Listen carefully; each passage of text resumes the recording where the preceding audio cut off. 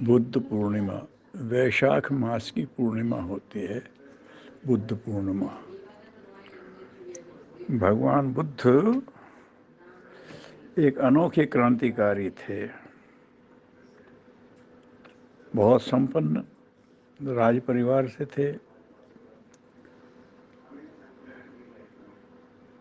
और बड़े हर मामले में मेधावी थे। शरीर से भी बड़े वो बलशाली थे। ज्योतिषी ने देख करके कहा था कि इस बच्चे का संन्यास योग है, ये उधर को जाएगा, तो इसे ऐसी चीज़ों से बचाओ कि उसको देख के उसे संन्यास हो। तो उन्होंने कहा था कि ये मृतक को ना देखे, रोगी को ना देखे, वृद्ध को ना देखे और इसे नया नया सीखने में उत्साह दिए रहो। तो राजा ने व्यवस्था की और वो हर चीज़ों में, और भी राजकुमार थे उसमें, चाहे धनुर्विद्या हो चाहे असी विद्या हो, उसमें जब आपस में परीक्षा होती तो सबसे ऊपर रहते थे।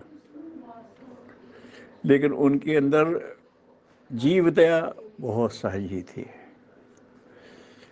एक बार उन्हें इसीलिए वो कुछ कर रहे थे, हल उन्होंने से हल चला और देखा कुछ कीड़े तो छोड़ दिया, अरे नहीं कीड़ों का मतलब।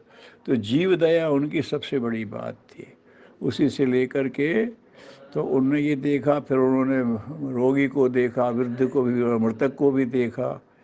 तो उनके मन में वो प्रश्न उठाया कि इसका उत्तर क्या है, इसके बाहर कैसे जाए। तो उन्होंने शास्त्रों से मत नहीं लिया, स्वयं अनुभव करेंगे और छोड़ करके चले गए। पत्नी और छोटा बच्चा, किसी का मोह नहीं, ऊंचे उद्देश्य के लिए निकल गए और तप किया और फिर बुद्धत्व प्राप्त किया, बोध बने। बुद्ध बनने के बाद ने उपदेश देना शुरू किया और उसमें सारांश यही बताया कि ये तो संसार की क्रियाएं होंगी ही, जो होता है होता है, लेकिन आदमी अपने अंतः चेतना को देखे और उस हिसाब से रहे तो ठीक है।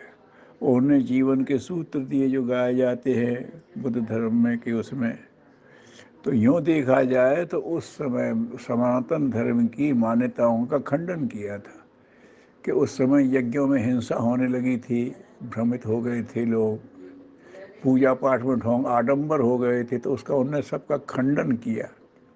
तो उस समय तो लोगों उन्होंने धर्म विरोधी भी कहा और उन्होंने कहा ईश्वर को नहीं मानते। तो ईश्वर को नहीं मानते वाली बात नहीं थी, वो कहते थे कि तुम ईश्वर है या नहीं इसमें पड़ो ही नहीं चक्कर में, प्रकृति का एक नियम चल रहा है उसको समझो और उसके हिसाब से तुम भी अच्छा करो, अच्छा सोचो और अच्छा करो, be good and do good. बस ये करो। तो मैं ईश्वर का क्या मतलब, और वास्तव में ईश्वर का कॉन्सेप्ट यही है कि गुरुदेव ने जो कहा है कि ईश्वर सारे उच्च आदर्शों का समुच्चय है। तो एक आदर्श पकड़ लिया तो आपने ईश्वर की एक धारा तो पकड़ ली और वहाँ पहुँचेंगे। हमारे यहाँ भी सनातन धर्म ही का अंत में आदमी को जाकर के तो निर्वाण जीवन मुक्ति चाहिए। निर्वाण की बात उनने भी कही, बीच में कामनाओं में मत भटको। तो ये देखा जब उनने, पहले भले लोगों ने विरोध कहा, जब उसका निष्कर्ष निकला तो उन्हें 10वें अवतार के रूप में प्रतिष्ठा दे दी। ये हमारी सनातन संस्कृति की विशेषता है। भले आदमी उस समय काट करता देखा, लेकिन उसने कुरीतियों पे कुल्हाड़ा चलाया और उसे उसने किया, तो उन्हें बुद्धावतार के रूप में लोगों ने मान लिया।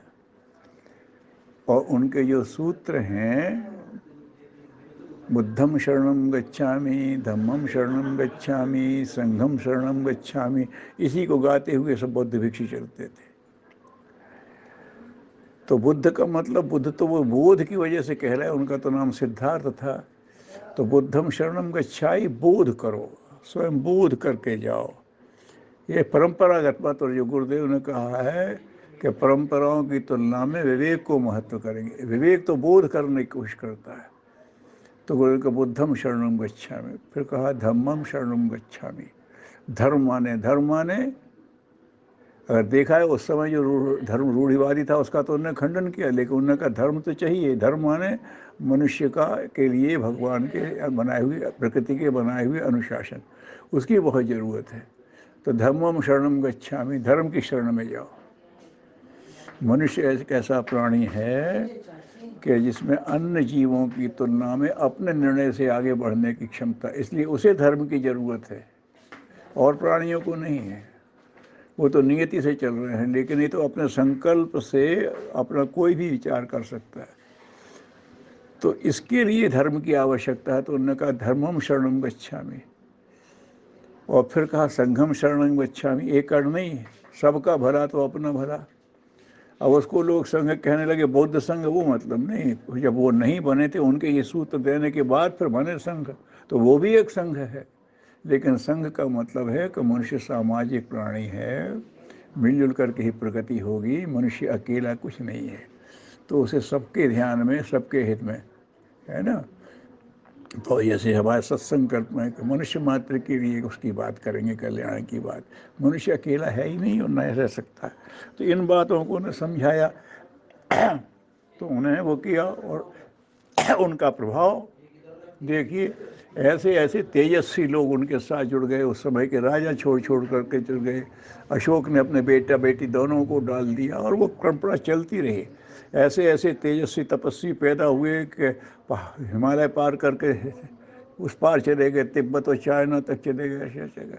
यहाँ समुद्र पार करके पूर्व में चले गए, जापान में चले गए, मलेशिया में, वहाँ सब तरफ उन्होंने बौद्ध धर्म, अगर देखा जाए तो सबसे जीवन काल में इतना विस्तार दे दिया था कि और कोई धर्म प्रवर्तक इतना विस्तार दे नहीं पाया था अपने समय में। तो उस हिसाब से भगवान बुद्ध का देखा जाए तो ये उनका वो है। और गुरुदेव कहते थे कि बुद्धावतार प्रज्ञावतार का ही अंश था। पूर्वार्ध बुद्धावतार और उत्तरार्ध प्रज्ञावतार। बुद्ध बोध की बात कहते हैं, प्रज्ञा बुद्धि का परिष्कृत रूप है। तो उन्होंने कहा कि वो बुद्धावतार पूर्वार्ध था और ये उसका उत्तरार्ध है। और आप देख भी लीजिए, वही सूत्र है। उन्होंने कहा बुद्धम शरणम गच्छामि, हमें स्वयं जाना है। हर व्यक्ति को कह रहे हैं कि मैं बोध करूँगा, विवेक करूँगा, ज्ञान के पथ पे चलूँगा। और गुरुदेव का सूत्र है विचार क्रांति। अब ये अगला चरण हो गया, मैं नहीं, मैं भी बढ़ूँगा और सबको बढ़ाऊँगा। ज्ञान में मैं भी प्रवेश करूंगा और सबको प्रवेश लाऊंगा, एक आंदोलन बनेगा ये। तो बुद्धावतार का पूरक हो गया, धम्मम शरणम गच्छामि का पूरक हो गया विचार क्रांति। नहीं, बुद्धम शरणम गच्छामि का पूरक हो गया विचार क्रांति। और धम्मम शरणम गच्छामि, तो हम धर्म की, धर्म हमारे नैतिक अनुबंध हैं। तो गुरुदेव का नैतिक क्रांति, मैं नैतिक अनुबंधों को मानूंगा, ये बुद्ध धम्मम शरणम गच्छामि की बात है। और गुरुदेव कहते हैं कि मैं भी चलूँगा उसमें नीति के पथ पर, और सबको भी चलाऊँगा। तो उसका अगला चरण होगा।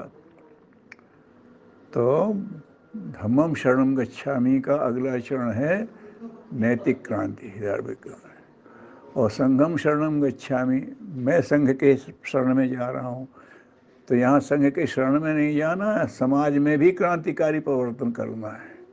समाज का अंग तो बनना ही है, लेकिन पूरे समाज को क्रांति के रास्ते पे चला देना है। तो बुद्धम शरणम गच्छामि, धम्मम शरणम गच्छामि, संघम शरणम गच्छामि। इसके उत्तरार्ध के सूत्र हैं विचार क्रांति, नैतिक क्रांति और सामाजिक क्रांति। तो हम उत्तरार्ध में चल रहे हैं, और भगवान की दया है कि हमें इस महत्वपूर्ण समय में, इस युग में पूरे होशो हवास के साथ पैदा किया है।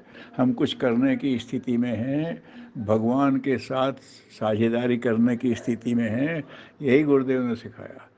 तो इस दिशा में हर एक को कुछ करना चाहिए, भगवान बुद्ध से यही प्रेरणा लेनी चाहिए। और उसमें फिर उनका डेडिकेशन देखो कि ये नहीं आदमी अपना करता है, उनने अपनी पत्नी और बेटे को भी दीक्षित कर दिया है। यशोधरा को भी उन्होंने बुद्ध धर्म की दीक्षा दी थी, और अपने बेटे को भी दी थी। और उन्हीं का देख करके राजाओं ने भी अपने बच्चों को उसमें डालना शुरू कर दिया। जब आदमी स्वयं करता है तो फिर जाता है। तो ये भगवान बुद्ध की प्रेरणा है। और उसको लेकर अब वो एक अलग मत बना लिया, ये तो हर एक के साथ हुआ है, वही नहीं चाहते। वो तो एक विचार देते हैं। कबीर ने एक विचार दिया था, वो नहीं चाहते होंगे कि कबीर पंथ बन जाए। रैदास ने एक विचार दिया था, वो नहीं चाहते थे कि रैदास का लोग पंथ बनाने, लेकिन भक्त लोग बना लेते हैं, वही कार्य। तो गुरुदेव का ये कहना है कि ठीक है, ये आंदोलन हम उस मामले में और से गलती हो रही हम ना करें। जैसे आर्य समाज को लोग कहते हैं सनातन का विरोधी, लेकिन गुरुदेव ये कहते थे कि नहीं बेटा, उसने बड़ा क्रांति की है। हम जो काम कर रहे हैं उसका पहला चरण आर्य समाज ने किया था। आर्य समाज तुम्हारा बड़ा भाई है, और उनका हो गया पूरा, अब तुम उठे के चलो, हम उसी रास्ते पर चल रहे हैं। तो ये जो क्रमशः है, जो संगठन होते हैं, जो क्रांतियाँ आती हैं, ये भगवान के ही बनाए हुए चरण होते हैं। हर एक को हर एक का सम्मान करना चाहिए, और अपनी परिस्थितियों में समय के अनुरूप कुछ उसको विशेष प्रारूप, विशेष पद्धति देने की कोशिश करना चाहिए। ये भगवान बुद्ध का है, और लोग इसको आगे पीछे मान ही लेते हैं। ये भी सत्य है, जैसा बुद्ध को भी माना, और भी जो हुए ईसा मसीह को भी माना, मोहम्मद साहब को लोगों ने माना, बाद में उस समय तो नहीं माना, लेकिन बुद्ध को तो उनके समय में ही मान लिया था। ये होता है तेजस्वी व्यक्तित्व। तो भगवान बुद्ध से हम प्रेरणा लें, और अपने कार्य को उसी का अगला चरण मानते हुए करते चलें। इसी से में हम सबका कल्याण है। ओम शांति।